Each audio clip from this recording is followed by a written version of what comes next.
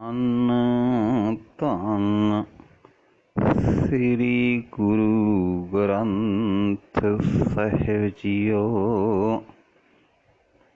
ਅੰਕ 339 ਗੌੜੀ। ਨਿੰਦੋ ਨਿੰਦੋ ਮੋਕੋ ਲੋਕ ਨਿੰਦੋ।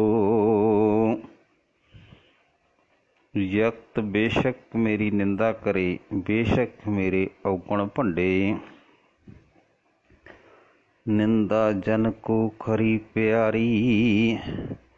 ਪ੍ਰਭੂ ਦੇ ਸੇਵਕ ਨੂੰ ਆਪਣੀ ਨਿੰਦਿਆ ਹੁੰਦੀ ਚੰਗੀ ਲੱਗਦੀ ਹੈ। ਨਿੰਦਾ ਬਾਪ ਨਿੰਦਾ ਮਹਿਤਾਰੀ ਰਹਾਓ। ਕਿਉਂਕਿ ਨਿੰਦਿਆ ਸੇਵਕ ਦਾ ਮਾਂ ਪਿਓ ਹੈ। ਭਾਵ ਜਿਵੇਂ ਮਾਪੇ ਆਪਣੇ ਬਾਲ ਵਿੱਚ ਸਭ ਗੁਣ ਵੱਧਦੇ ਵੇਖਣਾ ਲੋੜਦੇ ਹਨ, ਤਿਵੇਂ ਨਿੰਦਿਆ ਵੀ ਔਗਣ ਨਸਰ ਕਰਕੇ ਭਲੇ ਗੁਣਾਂ ਲਈ ਸਹਾਇਤਾ ਕਰਦੀ ਹੈ।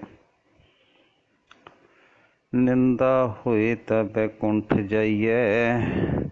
ਜੇ ਲੋਕ ਔਗਣ ਨਸਰ ਕਰਨ ਤਾਂ ਹੀ ਬੈਕੁੰਠ ਵਿੱਚ ਜਾ ਸਕੀਦਾ ਹੈ। ਨਾਮ ਪਦਾਰਥ ਮਨੈ ਵਸਾਈਐ। ਕਿਉਂਕਿ ਇਸ ਤਰ੍ਹਾਂ ਆਪਣੇ ਔਗਣ ਛੱਡ ਕੇ ਪ੍ਰਭੂ ਦਾ ਨਾਮ ਰੂਪ ਧਨ ਮਨ ਵਿੱਚ ਵਸਾ ਸਕੀਦਾ ਹੈ। ਹਿਰਦੇ ਸੁਧ ਜੋ ਨਿੰਦਾ ਹੋਏ। ਜੇ ਹਿਰਦਾ ਸੁੱਧ ਹੁੰਦਿਆਂ ਸਾਡੀ ਨਿੰਦਿਆ ਹੋਵੇ, ਭਾਵ ਜੇ ਸ਼ੁੱਧ ਭਾਵ ਨਾਲ ਅਸੀਂ ਆਪਣੇ ਔਗਣ ਨਸਰ ਹੁੰਦੇ ਸੁਣੀਏ। ਹਮਰੇ ਕੱਪੜੇ ਨਿੰਦਕ ਧੋਏ। ਤਾਂ ਨਿੰਦਕ ਸਾਡੇ ਮਨ ਨੂੰ ਪਵਿੱਤਰ ਕਰਨ ਵਿੱਚ ਸਹਾਇਤਾ ਕਰਦਾ ਹੈ। ਨਿੰਦਾ ਕਰੇ ਸੋ ਹਮਰਾ ਮੀਤ। ਤਾਂ ਤੇ ਜੋ ਮਨੁੱਖ ਸਾਨੂੰ ਭੰਡਦਾ ਹੈ ਉਹ ਸਾਡਾ ਮਿੱਤਰ ਹੈ। ਨਿੰਦਾ ਮੈਂ ਹਮਾਰਾ ਚੀਤ। ਕਿਉਂਕਿ ਸਾਡੀ ਸੁਰਤ ਆਪਣੇ ਨਿੰਦਕ ਵਿੱਚ ਰਹਿੰਦੀ ਹੈ, ਭਾਵ ਅਸੀਂ ਆਪਣੇ ਨਿੰਦਕ ਦੀ ਗੱਲ ਬੜੇ ਧਿਆਨ ਨਾਲ ਸੁਣਦੇ ਹਾਂ। ਨਿੰਦਕ ਸੋ ਜੋ ਨਿੰਦਾ ਹੋ ਰਿਹਾ। ਅਸਲ ਵਿੱਚ ਸਾਡਾ ਮੰਦਾ ਚਿਤਵਨ ਵਾਲਾ ਮਨੁੱਖ ਉਹ ਹੈ ਜੋ ਸਾਡੇ ਐਬ ਨਸਰ ਹੋਣੋਂ ਰੋਕਦਾ ਹੈ। ਹਮਾਰਾ ਜੀਵਨ ਨਿੰਦਕ ਲੋਰੈ। ਨਿੰਦਕ ਤਾਂ ਸਗੋਂ ਇਹ ਚਾਹੁੰਦਾ ਹੈ ਕਿ ਸਾਡਾ ਜੀਵਨ ਚੰਗਾ ਬਣੇ। ਨਿੰਦਾ ਹਮਰੀ ਪ੍ਰੇਮ ਪਿਆਰ। ਜਿਉਂ ਜਿਉਂ ਸਾਡੀ ਨਿੰਦਾ ਹੁੰਦੀ ਹੈ ਤਿਉਂ ਤਿਉਂ ਸਾਡੇ ਅੰਦਰ ਪ੍ਰਭੂ ਦਾ ਪ੍ਰੇਮ ਪਿਆਰ ਪੈਦਾ ਹੁੰਦਾ ਹੈ। ਨਿੰਦਾ ਹਮਰਾ ਕਰੇ ਉਧਾਰ। ਕਿਉਂਕਿ ਸਾਡੀ ਨਿੰਦਿਆ ਸਾਨੂੰ ਔਗਣਾਂ ਵੱਲੋਂ ਬਚਾਉਂਦੀ ਹੈ। ਜਨ ਕਬੀਰ ਨਿੰਦਾ ਸਾਰ। ਸੋ ਦਾਸ ਕਬੀਰ ਲਈ ਤਾਂ ਉਸਦੇ ਔਗਣਾਂ ਦਾ ਨਸਰ ਹੋਣਾ ਸਭ ਤੋਂ ਵਧੀਆ ਗੱਲ ਹੈ। ਨਿੰਦਕ ਡੂਬਾ ਹਮ ਉਤਰੇ ਭਾਰ। ਪਰ ਵਿਚਾਰਾ ਨਿੰਦਕ ਸਦਾ ਦੂਜਿਆਂ ਦੇ ਔਗਣਾਂ ਦੀਆਂ ਗੱਲਾਂ ਕਰ ਕਰਕੇ ਆਪ ਉਹਨਾਂ ਔਗਣਾਂ ਵਿੱਚ ਡੁੱਬ ਜਾਂਦਾ ਹੈ ਤੇ ਅਸੀਂ ਆਪਣੇ ਔਗਣਾਂ ਦੀ ਚੇਤਾਵਨੀ ਨਾਲ ਉਹਨਾਂ ਤੋਂ ਬਚ ਨਿਕਲਦੇ ਹਾਂ। ਰਾਜਾ ਰਾਮ ਤੂੰ ਐਸਾ। ਨਿਰਭਉ ਤਰਨ ਤਾਰਨ ਰਾਮ ਰਾਇਆ ਰਹਾਓ। ਹੇ ਸਭ ਦੇ ਮਾਲਕ ਪ੍ਰਭੂ, ਹੇ ਸਭ ਜੀਵਾਂ ਨੂੰ ਤਾਰਨ ਲਈ ਸਮਰੱਥ ਰਾਮ, ਹੇ ਸਭ ਵਿੱਚ ਵਿਆਪਕ ਪ੍ਰਭੂ, ਤੂੰ ਕਿਸੇ ਤੋਂ ਡਰਦਾ ਨਹੀਂ ਹੈ। ਤੇਰਾ ਸੁਭਾਵ ਕੁਝ ਅਨੋਖਾ ਹੈ। ਰਹਾਓ। ਜਬ ਹਮ ਹੋਤੇ ਤਬ ਤੁਮ ਨਾਹੀਂ। ਅਬ ਤੁਮ ਹੋ ਹਮ ਨਾਹੀਂ।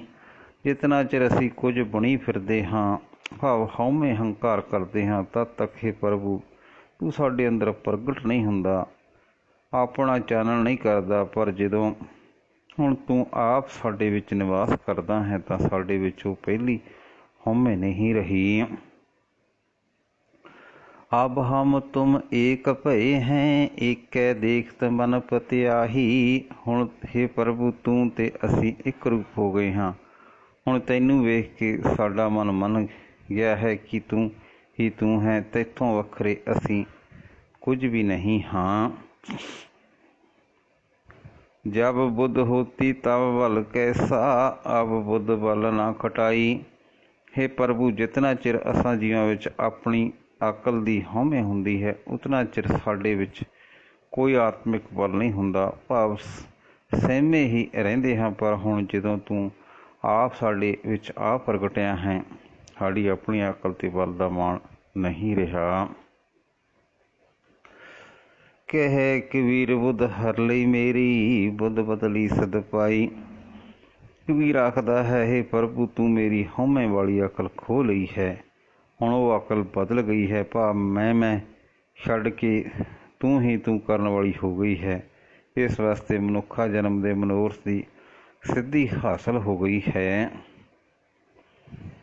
ਗੌੜੀ ਖੱਟ ਨੇਮ ਕਰ ਕੋਠੜੀ ਬਾਂਧੀ, ਵਸਤ ਅਨੂਪ ਵੀਚ ਪਾਈ।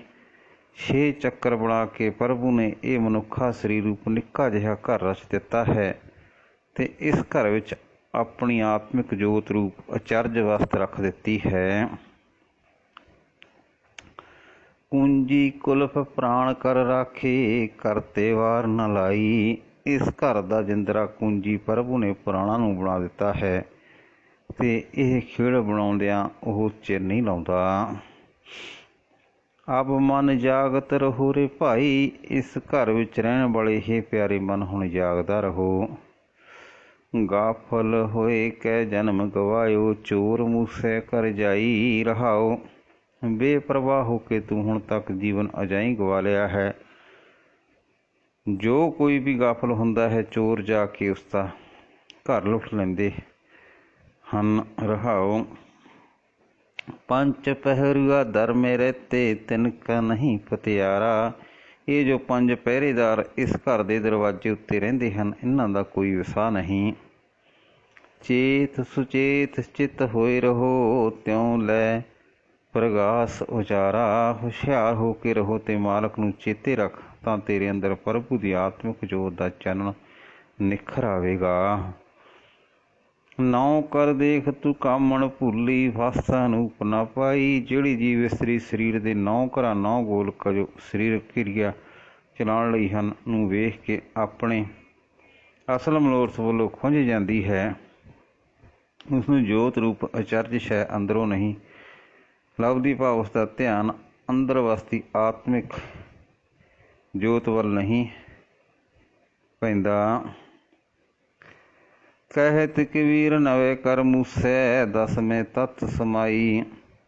ਕਬੀਰ ਆਖਦਾ ਹੈ, ਜਦੋਂ ਇਹ 9 ਹੀ ਘਰ ਵਸ ਵਿੱਚ ਆ ਜਾਂਦੇ ਹਨ ਤਾਂ ਪ੍ਰਭੂ ਦੀ ਜੋਤ 10ਵੇਂ ਘਰ ਵਿੱਚ ਟਿਕ ਜਾਂਦੀ ਹੈ, ਭਾਵ ਤਦੋਂ ਅੰਦਰ ਵਸਦੇ ਪ੍ਰਭੂ ਦੀ ਹੋਂਦ ਦੀ ਜਦੋਂ ਅੰਦਰ ਵਸਦੇ ਪ੍ਰਭੂ ਦੀ ਹੋਂਦ ਦੀ ਵਿਚਾਰ ਜੀਵ ਨੂੰ ਫੁਰ ਆਉਂਦੀ ਹੈ, ਤਦੋਂ ਸੁਰਤ ਪ੍ਰਭੂ ਦੀ ਯਾਦ ਵਿੱਚ ਟਿਕਦੀ ਹੈ।